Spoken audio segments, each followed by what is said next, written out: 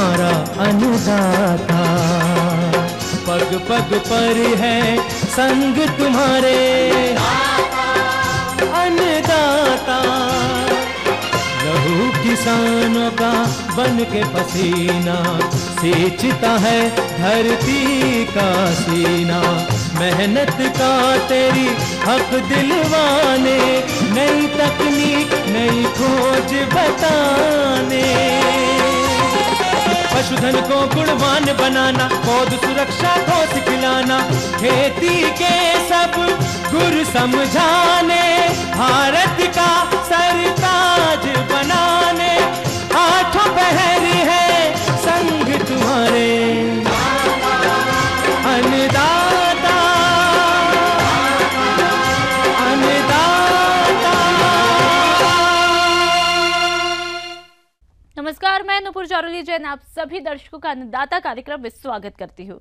हर रोज की तरह कार्यक्रम में लेकर आई हूँ खेती बाड़ी से जुड़ी हुई बहुत सारी लाभकारी जानकारियां। तो चलिए सबसे पहले देखते हैं क्या है विशेष आज के कार्यक्रम में। दुधारू पशुओं में सर्रा बीमारी के लक्षण और निदान पर जानकारी।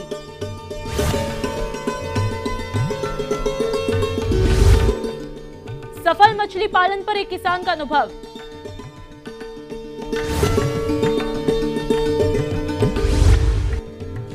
पंतनगर से प्रेषित कृषि मौसम पूर्वानुमान और कृषि सलाह।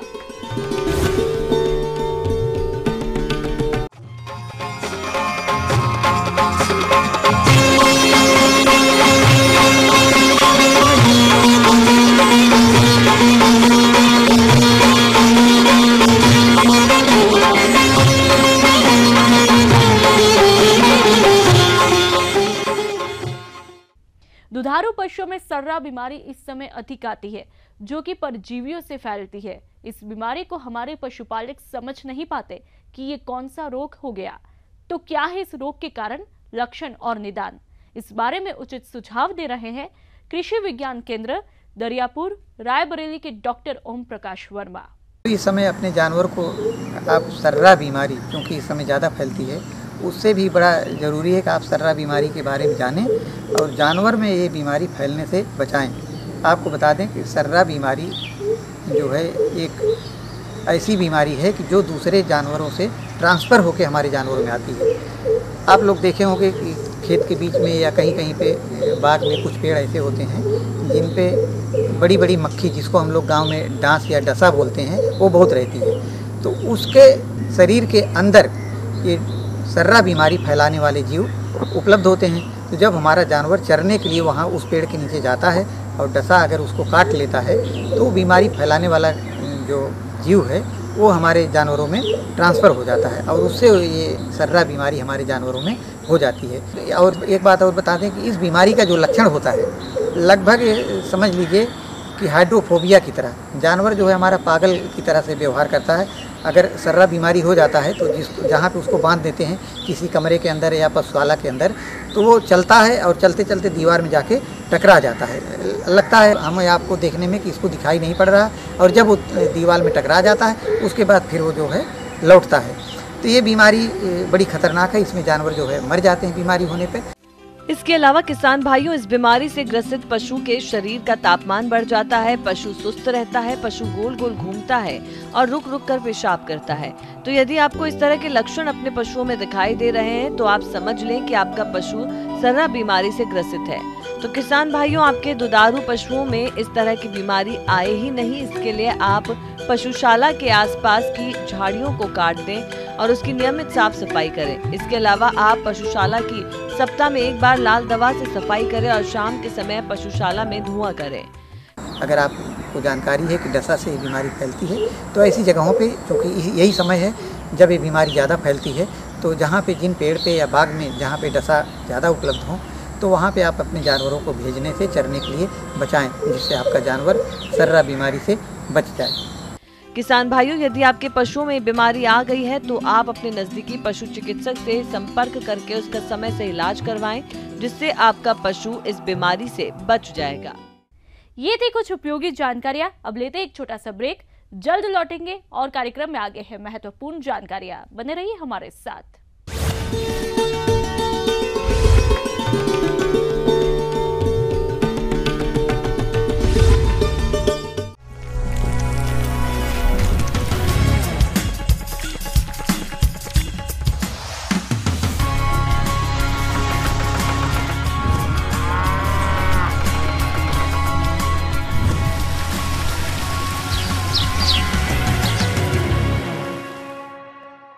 ब्रेक के बाद एक बार फिर से आप सभी दर्शकों का अन्नदाता कार्यक्रम में स्वागत है। बढ़ते हैं अगली प्रस्तुति की तरफ।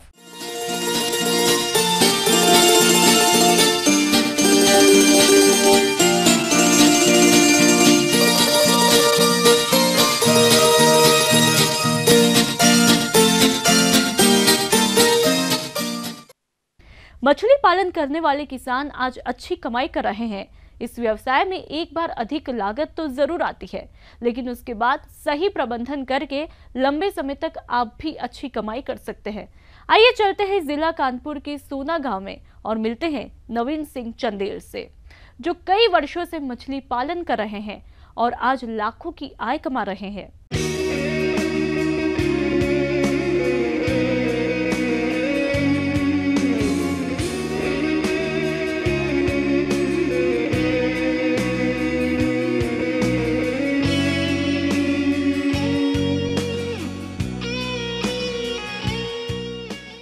तकरीबन 10 वर्ष पूर्व मैं और मेरे पिताजी व मेरे परिवार के अन्य सदस्य अपनी ज़मीन पे पारंपरिक तरीके किया करते थे।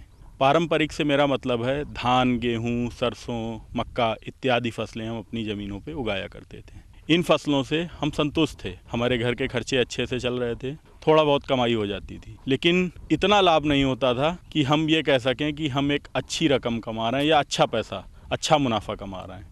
गेहूं, धान की फसलों में कभी अच्छी पैदावार होती थी, कभी मौसम की मार हो जाती थी। होते करते हमने डिसीजन लिया कि कुछ हट के कुछ नया करेंगे। यह सोच करके हम लोगों ने विचार किया कि हम मत्स्य पालन की ओर रुख करेंगे और मछली पालन करेंगे। मछली पालन करने के लिए शुरू में हमारे ज़िले में कोई सुविधाएं नहीं थी। बहुत ही कम किसान थे जो मछली पालन कर रहे थे, लोगों को जानकारी ही नहीं थी, जानकारी का बहुत बड़ा अभाव था।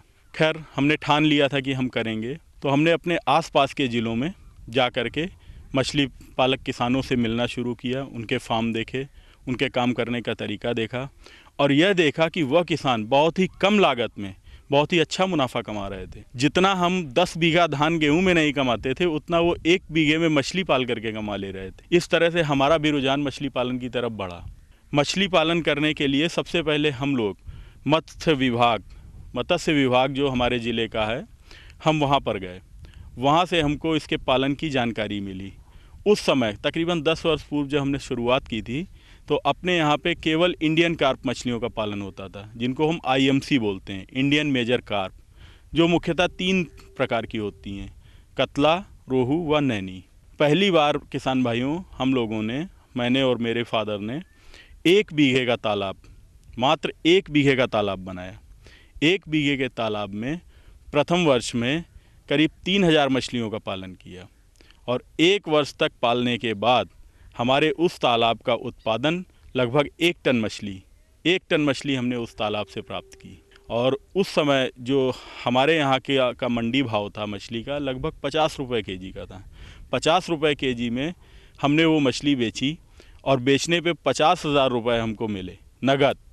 उस 50,000 रुपये में हमारा जो टोटल खर्च आया था, जो हम लोगों ने कैलकुलेशन किया, लगभग 10-12 हज़ार रुपये का था मात्र। मछली के आहार प्रबंधन, देख रेख व बच्चे का खर्च मिला करके, और 10-12 हज़ार रुपये खर्च करने के बाद हमने 35 से 38 हज़ार रुपये का प्रॉफिट कमाया था।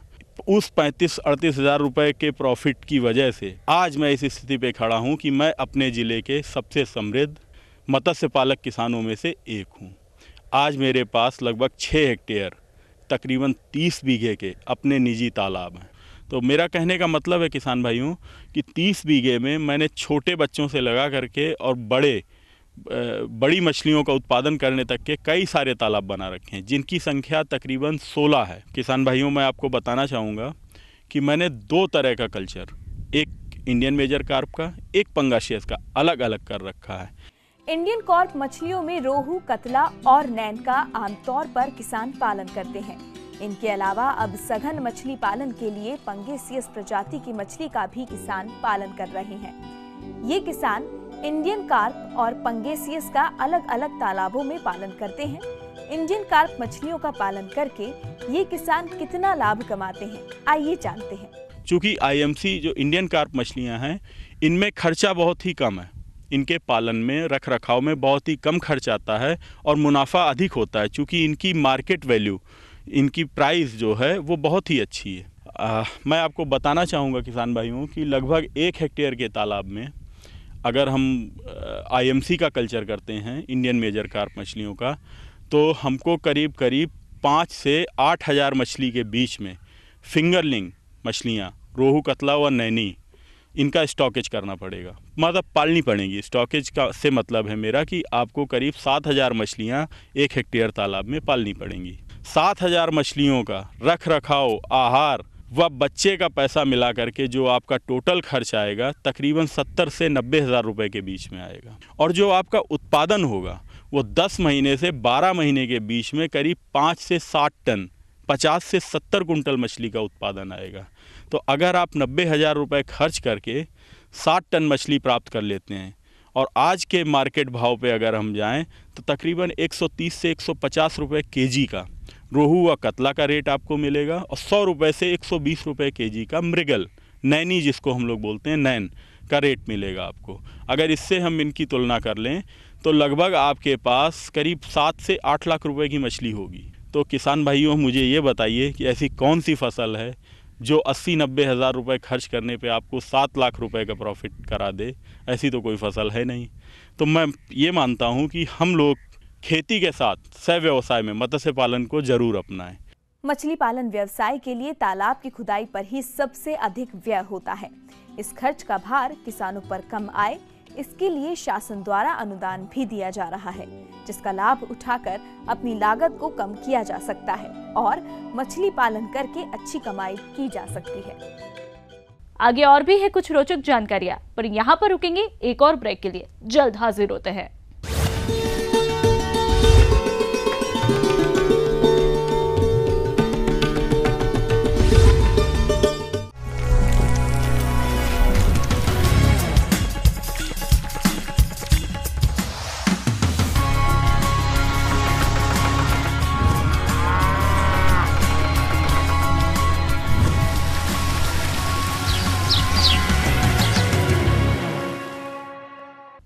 ब्रेक के बाद आप सभी दर्शकों का स्वागत है।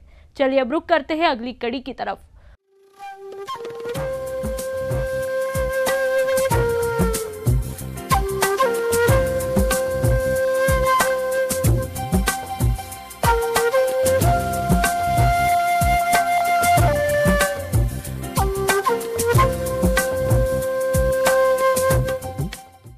मौसम के अनुसार प्रबंधनों पर ही टिकी है आपकी खेतीबाड़ी, इसलिए मौसम पूर्वानुमान और उस पर आधारित साप्ताहिक कृषि सलाह इस प्रकार है।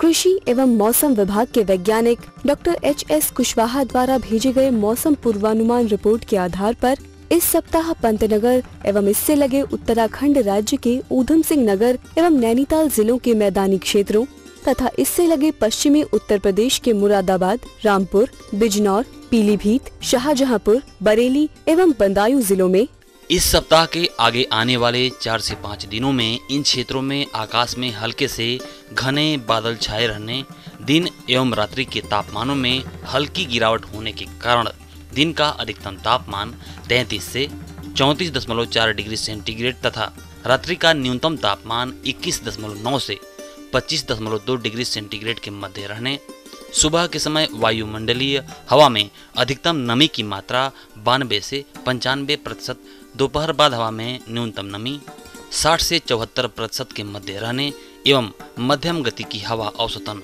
3 से 4.5 किलोमीटर प्रति घंटे की गति से अधिकतर पूरब उत्तर पूरब दिशा से बहने की संभावना है। साथ ही इस सप्ताह के आगे आने वाले 4 से 5 दिनों में इन क्षेत्रों में लगभग 20 मिलीमीटर बारिश होने की संभावना है।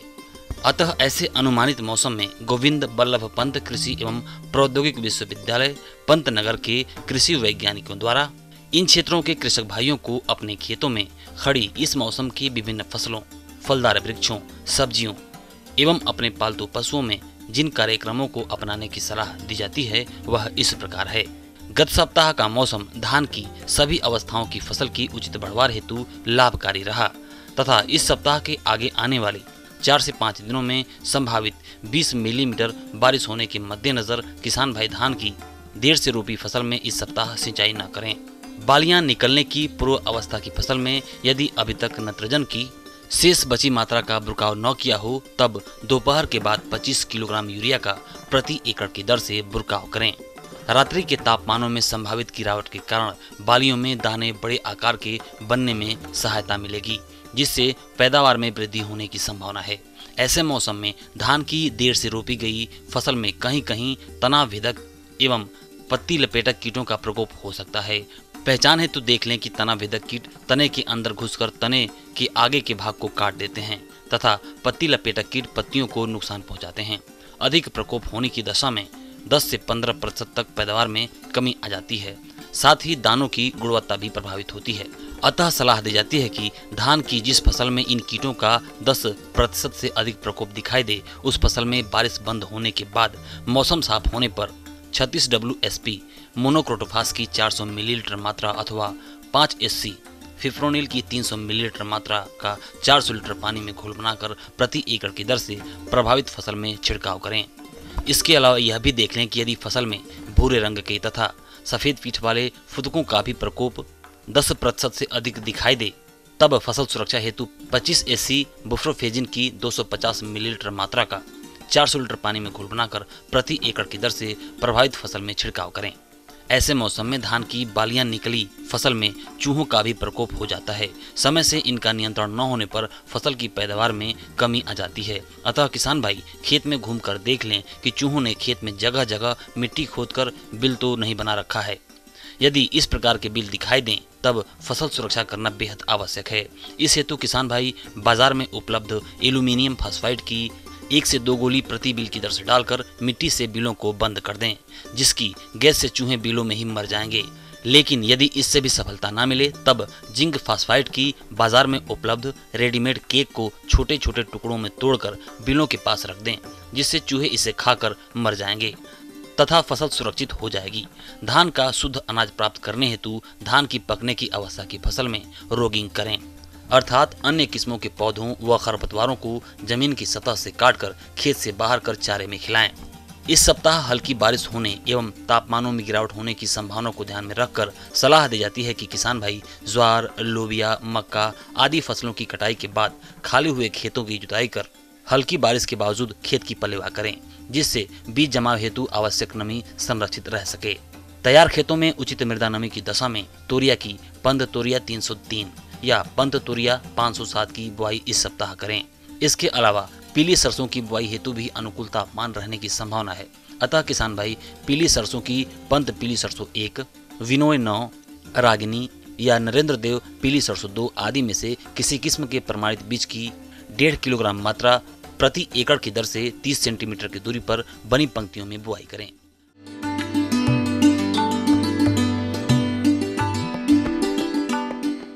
जॉन डियर अन्नदाता हेल्पलाइन निशुल्क फोन संपर्क सेवा के माध्यम से आपके द्वारा पूछे गए प्रश्नों में से 1 या 2 महत्वपूर्ण प्रश्नों को हम अपने कार्यक्रम में शामिल करते हैं। इसी के तहत आज का चयनित प्रश्न और उसका जवाब इस प्रकार है। अन्नदाता कार्यक्रम में आज जो प्रश्न हमने शामिल किया है उसे पूछा है आमा अंबेडकर नगर से प्रमोद प्रजापति ने। आप आलू की उन्नत तकनीक से बुआई पर जानकारी चाहते हैं तो प्रमोद जी आपकी जानकारी के लिए देखिए कार्यक्रम का यह अंश।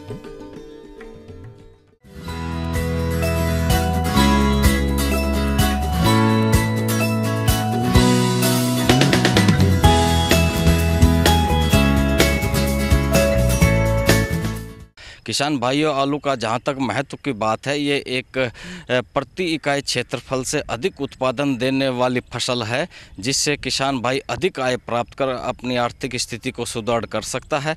इसके साथ साथ आलू को सब्जी, चिप्स, पापड़, फ्रेंच फ्राइज आदि के रूप में भी प्रयोग कर सकते हैं। अच्छी फसल प्राप्त करने के लिए सर्वप्रथम आती है भूमि के चयन और भूमि की तैयारी की। जहाँ तक भूमि के चयन की बात है, हल्की दोमट भूमि आलू के लिए सबसे अच्छी मानी जाती है, जिसका पीएच मान 6 से 8 के मध्य हो। बुआई से पूर्व मिट्टी पलट हल से एवं कल्टीवेटर से इस प्रकार जुताई कर लेनी चाहिए ताकि हमारी मिट्टी भुरभुरी हो जाए। और खेत की तैयारी के समय ही गोबर की सड़ी खाद 15 से 20 टन, यदि उसकी कार्बनिक पदार्थ कम है तब फिर 25 से 30 टन प्रति हेक्टेयर की मात्रा से बुआई से पूर्व जब खेत की तैयारी कर रहे हों प्रयोग करना चाहिए। जहाँ तक उर्वरक की बात है, आलू की फसल में 180 किलोग्राम नाइट्रोजन, 80 किलोग्राम फॉस्फोरस और 100 किलोग्राम पोटास प्रति हेक्टेयर की दर से प्रयोग किया जाता है। इस तत्वों की आपूर्ति के लिए बुआई के समय DAP 175 kilogram, urea 125 kilogram, muriate of potash 165 kilogram प्रति हेक्टेयर की दर से बुआई के समय प्रयोग कर लें। इसके पश्चात मिट्टी चढ़ाते समय 200 किलोग्राम यूरिया का अवश्य प्रयोग कर लें। इन उर्वरकों से तत्व है उन सब की पूर्ति हो जाती है। यहाँ पर एक चर्चा किया जाना और आवश्यक होगा कि जहाँ आलू की खेती निरंतर होती चली जा रही है, ऐसी ज़मीन में सूक्ष्म पोषक तत्वों का अभाव हो गया है। तो अच्छी पैदावार लेने के लिए zinc sulphate 25 kilogram, ferrous sulphate 25 kilogram, borax 8 से 10 किलोग्राम प्रति हेक्टेयर की दर से खेत की अंतिम तैयारी के समय मिट्टी में मिला दें। सूक्ष्म पोषक तत्व उर्वरकों का प्रयोग करते समय यह विशेष सावधानी रखें कि किसी भी फास्फोरस युक्त उर्वरक के साथ सूक्ष्म पोषक तत्वधारी उर्वरक का मिलाकर प्रयोग न करें। और खेत की अंतिम तैयारी के समय 300 किलोग्राम जिप्सम प्रति हेक्टेयर की दर से यदि आप बुआई करते हैं तो इससे ज़मीन पोली बनी रहती है और एक भुरभुरी मिट्टी होने के कारण आलू का अच्छा बनता है। जहाँ तक प्रजातियों की बात है, अगेती फसल के लिए कुफरी अशोका, कुफरी सूर्या, कुफरी बहार, कुफरी पुखराज बेहद अत्यंत महत्वपूर्ण प्रजातियां हैं। इनमें कुफरी सूर्या सबसे महत्वपूर्ण प्रजाति मानी जाती है क्योंकि प्रारंभिक अवस्था में ये अधिक तापमान को सहन कर सकती है। इसलिए यथासंभव किसान भाई कुफरी सूर्या का चयन कर बुआई के लिए प्रयोग करें। जहाँ तक बीज की गुणवत्ता की बात है, सर्वप्रथम ये ध्यान रखें कि बीज जातीय रूप से शुद्ध हो, साथ साथ रोगों से मुक्त हो। इसके साथ साथ ये अवश्य ध्यान रखें कि जिस बीज का आप प्रयोग कर रहे हो उसका उचित आकार हो। सामान्य तौर पर 25 से 30 ग्राम वजन का जो आकार माना गया है वो एक अच्छा आकार माना गया है। इस आकार का 30 से 35 कुंटल प्रति हेक्टेयर की दर से बीज पर्याप्त रहता है। और बुआई से पूर्व बीज को 3% बोरिक एसिड की दर से उपचारित किया जाता है। जहाँ तक बुआई की विधि की बात है, सामान्यतः अच्छी पैदावार लेने के लिए 60 सेंटीमीटर की दूरी पर बने खूड़ों में कंद से कंद की दूरी 20 सेंटीमीटर रखी जाती है। किसान भाइयों, खरपतवारों के नियंत्रण के लिए आप चाहें तो रसायनों का भी प्रयोग कर सकते हैं। आज तमाम प्रकार के ऐसे रसायन बाजार में उपलब्ध है जिनका प्रयोग बुआई के 2-3 दिन में करके फसल को खरपतवारों से मुक्त कर सकते हैं। तो इस प्रकार यदि आप आलू की अगेती फसल को बुआई करते हैं तो आप निश्चित रूप से एक बहुत अच्छी पैदावार आप ले सकते हैं।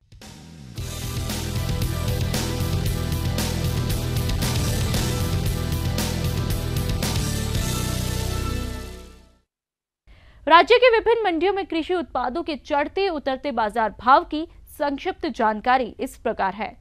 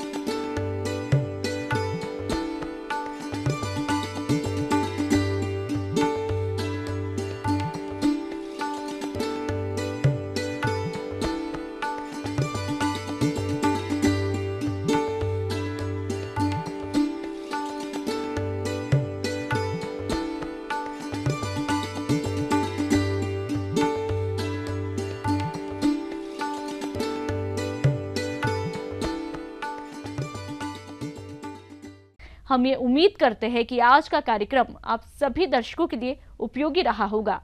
किसान भाइयों, अन्नदाता आपकी सेवा के लिए संकल्परत है। कृषि संबंधित समस्या और सुझावों के लिए आप हमें इस पते पर संपर्क कर सकते हैं। प्रोड्यूसर अन्नदाता, ETV, Uttar Pradesh, Uttarakhand, Ramoji film city, Hyderabad 501512। साथ ही आप हमें ईमेल भी कर सकते हैं। हमारा ईमेल है p18annadaata@nw18.com। इसके अतिरिक्त आप हमें जॉन डियर निःशुल्क हेल्पलाइन नंबर 180041921555 पर सोमवार से शनिवार सुबह 10 से शाम 4 बजे के बीच में संपर्क कर सकते हैं। अब आइए देखते हैं कल दिखाए जाने वाले कार्यक्रम की मुख्य झलकियां। धान की फसल में लगने वाले रोग और इनकी रोकथाम,